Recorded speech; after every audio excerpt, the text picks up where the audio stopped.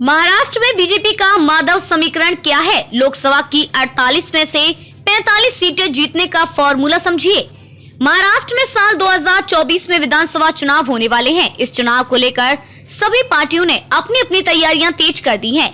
एक तरफ जहां विपक्ष का आरोप है कि बीजेपी ने लोकसभा व विधानसभा चुनावों में खुद को फायदा पहुंचाने के लिए एनसीपी में फूट डाली है, तो वहीं दूसरी तरफ भारतीय जनता पार्टी ने भी महाविकास अघाड़ी को हराने के लिए खास रणनीति बना ली है। इस रणनीति के मुताबिक बीजेपी चुनाव में अपनी जीत सुनिश्चित करने के लिए 80 के दशक का माधव फॉर्मूला इस्तेमाल करने के लिए तैयार कर रही है। माधव फॉर्मूला का मतलब है माँ माली, धा धनगर और वाह वंजारी। दरअसल संख्या के आधार पर देखें तो महाराष्ट्र में मराठा और ओबीसी जातियों की संख्या सबसे ज्यादा है और माधव इसी ओबीसी समुदाय में आते हैं। इस राज्य में मराठा 21% से ज्यादा है, तो वहीं ओबीसी 356 उपजातियों में बटी हुई है। बीजेपी फिलहाल इन्हीं दोनों समुदायों को अपने पाले में लाने की रणनीति पर काम कर रही है। माधव समुदाय को खुश करने की कोशिश में बीजेपी माधव ओबीसी समुदाय में आते हैं, जिन्हें खुश करने के लिए अहमदनगर का नाम बदलकर अहिल्या नगर कर दिया गया है। बारामती गवर्नमेंट मेडिकल कॉलेज का नाम भी अहिल्या देवी होलकर के नाम पर किए जाने का ऐलान किया गया है।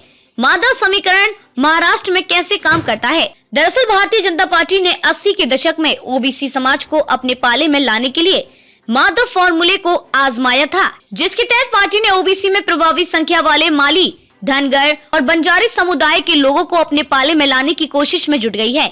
अहमदनगर का नाम बदलकर अहिल्या देवी होलकर रखने के पीछे का कारण भी यही माना जा रहा है। धनगर समुदाय अहिल्या देवी होलकर को भगवान की तरह पूजते हैं। कितनी सीटों पर है इस समुदाय का प्रभाव?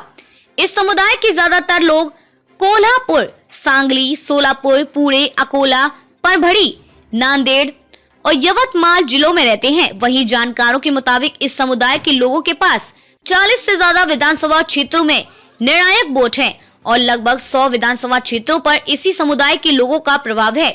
80 के दशक में अपनाया गया था माधव फॉर्मूला।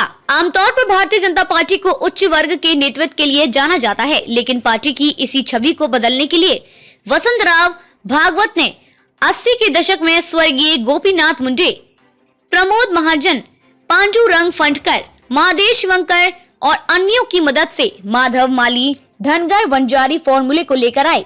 गोपीनाथ मुंडे ने साल 2014 में होने वाले चुनाव से पहले भी इस समुदाय को साधने की पूरी कोशिश की थी। बीजेपी ने चुनाव से पहले धनगर समाज को अनुसूचित जनजाति का दर्जा दिलाने का वादा किया था और पार्टी को इसका फायदा भी मिला और बीजेपी इसी फॉर्मूले पर आगे बढ़ाती चली गई।